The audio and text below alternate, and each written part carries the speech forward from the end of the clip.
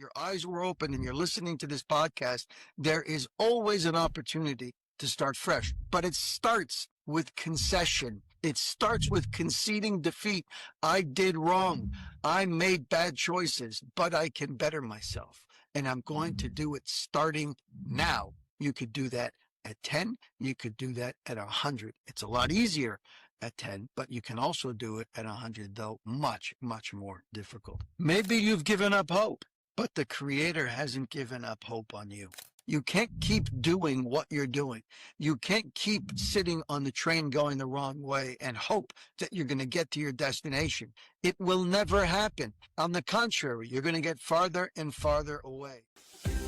The trust factor is your ticket to a better life. The trust factor shows you how to get through the night. This is the Trust Factor Podcast. Thank you for joining us today, my friends. We're going to wrap up a little bit over here. Not really entirely wrapping up because we're only halfway through the book, and you know that a lot of these ideas repeat themselves in different contexts. But we're going to kind of stop, take a little bit of a pause, and put things into perspective because the book's been hitting us over the head. You might think it's me. It's not. Okay, maybe it's a little bit with me. But the book has been hitting us over the head to try and keep us on the straight and narrow because nobody else is going to do it. The straight and narrow that the rest of the world wants you to be on is their own straight and narrow, which is not necessarily the right one. It's one that's going to end up even worse. But here, this is one that's brought by our Creator, by the entity that needs nothing. He is complete. He has everything that he could ever need and want. His entire purpose is just to give. This is completely altruistic. That's why when it comes across, even though sometimes it's harsh, even though sometimes it's a tough pill to swallow, you know, as soon as you hear it, you know it's absolute truth. It may not resonate well with you. And if that's the case, then it's time for some more introspection. But that doesn't mean that it's not true. On the contrary, because it resonates with you, that means that it's finding a home and it has clout. It makes sense. Think about it. If it had no connection to you, if you couldn't relate to these ideas at all, then you wouldn't even contemplate them. The very fact that you're contemplating them means stop and review and reassess your life. But now we're going to just kind of put things in perspective. So it says, with all of this in mind, we need to do everything that we can to be able to concede whatever we need to concede in order to save our marriage and avoid divorce. What do you need in order to make concessions, to concede, which basically means to negate yourself? I'm conceding to you. When an election is done, the one who lost calls the other and concedes defeat. You won, I lost, and I'm okay with that. I'm man enough to own it. But you could see, I was talking to you a few days ago about how this concept of ego is destroying the fabric of humanity, including political elites, because that's where we learn it from. They're our example of how to behave, of what to do and what not to do, unfortunately. And you see, election after election, it's becoming more and more common for the loser not to concede or to pull as long as they can before they go back and make that phone call to say, you won and I lost. And I can only imagine what that call is like. And a lot of times they just do it because the public demands it of them. But do they really feel the way that they do when they call and concede defeat? That's a different conversation. This is not politics. This is your wife. This is your husband. This is your children. This is your life that you built. If you're not willing to do whatever it takes to concede, to say, I was wrong in order to save that family unit that you built, then my friend, you know clearly why it is where you are today. And now you have to go back and work on yourself. And the question is begged. Now it comes. So let's say I didn't get the book in time. Let's say the Trust Factor podcast should have come out 5 years ago because maybe it would have saved my marriage. And I missed that boat. Now I'm in a position where I'm divorced once, twice, 3 times. Does that mean it's over? I'm done? I'm damaged goods? I'm never going to be able to have a good relationship, one that's lasting? And the answer is no. Never is that the case. Absolutely not. As long as you are above ground, As long as God opens up your eyes and gives you another crack at this thing called life, that means you have every opportunity to build a perfect life for you and those around you. We have this thing called repentance, called tshuva, which means coming back, returning, doing the right thing. And as long as you're not 6 feet under, you can do that any second of any day. Whether you do or you don't is entirely up to you. God has all the patience in the world. As long as those eyes of yours were open in the morning, that means you can start fresh all over again. And I don't care how bad the situation is. I really don't. You have an opportunity to make things right and continue to grow. The time that comes when he says, I'm done, there's no more opportunity for you to grow, you will know, because that will be too late. It will be your last day. There's a saying, and I don't know who it's attributed to.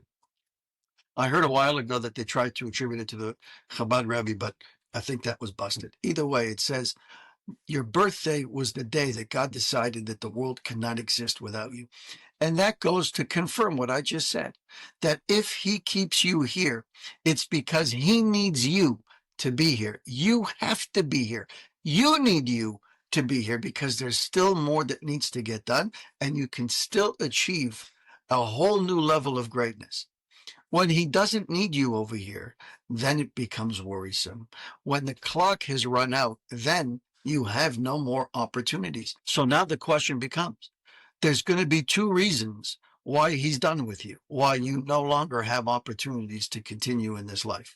One is you've achieved your purpose. You've succeeded in doing what you were brought here to do. And Hashem says, good on you. There's no more reason for you to suffer in this world. There's no more reason for you to deal with all of the lies and the cheating and the corruption and the disease and all the other things that this world is known for. So God plucks you out of this world and takes you to a world of eternity, a world of peace, a world of truth, a world where the neshama does not want to come back down to this world. We don't know about that unless you learn about it, but that's exactly what the next world is. We're brought back here by force because over there we have clarity. So Hashem says, I'm done with you. And he plucks you out and brings you over here. You don't need to suffer anymore. Now you can live an eternity of bliss. That's reason number one, that he said, it's time for you to go. But reason number two is, God forbid, you simply did not achieve what you were supposed to achieve. And he waited very, very patiently, and he understood what you didn't, which was that you are not going to ever change who you are. And God says, why? Why waste another second of precious time when we can reset, bring them back and push the reset button, which is not a fun process, my friend, because now the second the neshama leaves the body, it has complete clarity. And they say that it is so difficult, so painful for the neshama to part from the body. The question is why?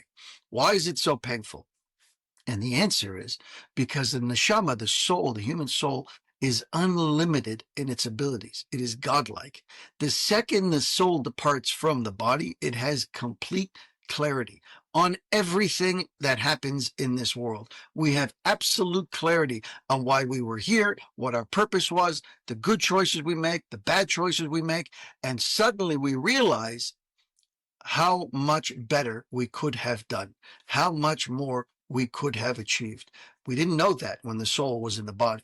So that's why it's painful, because now the soul is on the outside looking at the body and thinking, wow, how much more could I have done? That, by the way, just as an aside, is one of the elements of hell, purgatory, that it's not necessarily devils with pitchforks. The heat of hell is the embarrassment that when the neshama sees the body and recognizes that it's missed out on 90% of its potential, that feeling of missed opportunity, FOMO, fear of missing out, that's the ultimate FOMO. My neshama suddenly realizes that I've missed out on my opportunity on life. That pain is dreadful. That pain is what brings the heat to the face. The face goes flush, the embarrassment of what I should have become versus what I actually became. We don't have to get there. You do not have to get there. You can do it all. If your eyes were open and you're listening to this podcast, there is always an opportunity to start fresh. But it starts with concession. It starts with conceding defeat. I did wrong. I made bad choices, but I can better myself. And I'm going to do it starting now. You could do that at 10. You could do that at 100. It does not matter. It's a lot easier at 10, but you can also do it at 100, though much, much more difficult. Maybe you've given up hope, but the Creator hasn't given up hope on you. He has a wonderful plan for you. You'll only have to walk the path of faith. You can't keep doing what you're doing. You can't keep sitting on the train going the wrong way and hope that you're going to get to your destination. It will never happen. On the contrary, you're going to get farther and farther away. It's time for change. And that's the whole basis of this podcast. I'm doing this because the world is hurting. We're hurting because we've been directed by people who are, for all intents and purposes, blind. They're self-serving. They only see what they want, and therefore they're going to push their agenda. And I'm talking about all of the people who have formed society, all of the quote-unquote leaders of humanity have led us astray down a road that is self-serving to them and to other humans. We should not be serving humanity. We should be serving one and only Creator whose entire existence and purpose is to do for us. Never forget this important rule of life.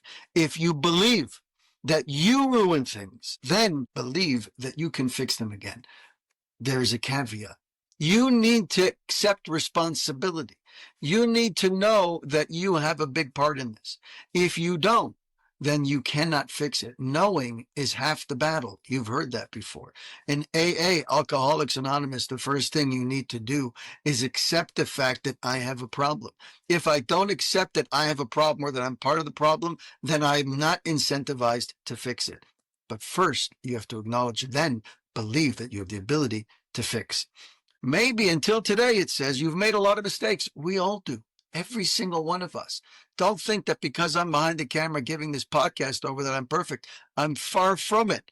I can teach doesn't mean I'm doing everything that I teach. The point is, I'm here to learn just as much as you are because I'm human.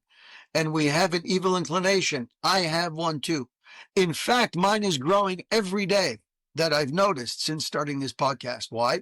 Because I'm upping my game. And that's the way the world works. The more you up your game, the more you're challenged. Why? Because God sees you want to up your game. You want to become better. You want to become stronger. You want to become a representative of what it means to live a good life. So you're working on yourself. So God says, okay, throw more at him. Give him another opportunity. Increase the weight. It's like the guy who goes to the gym. I want to become a bodybuilder. I want to compete in these competitions. And I want to win first place. I want to be the best in bodybuilding. So you enter the gym. You don't put 300 pounds and start bench pressing it right away. You start with the bar. It's empty. There's no weights on it. You've got to start somewhere. And then as you grow and as you get stronger, you put weight on. The weight is not there to bring you down. On the contrary, the weight is there to help you to become stronger. Without that additional weight, the additional resistance, because that's what it is, it's pushing back on you. If you didn't add that resistance, you would stay exactly where you are. You'd maintain where you are. The difference is in Judaism, there's no maintaining. There is no maintaining in life. You're either moving forward, like I've said to you before, or you're moving backwards. In life, in reality, in spirituality, in Judaism, there is no neutral. You're either going forward or back. You're either making good choices or bad choices. If you're not constantly learning, you will lose the learning that you had. It's not like math. It's not like social sciences. You have to constantly be learning in order to maintain the learning that you've done up until now. So that's what he says. But now you're different. I'm learning. I'm growing. I'm not the same guy that I was in the gym when I first started with the empty bar. Today, I can bench press 200-300 pounds. I'm different. I'm well on my way to growth. So he says you're different because you acknowledge this. You repented. You made a concession and you committed to moving forward properly. You recognize that you were wrong. Bottom line, put the past behind you and make a brand new start. Learn to live with faith.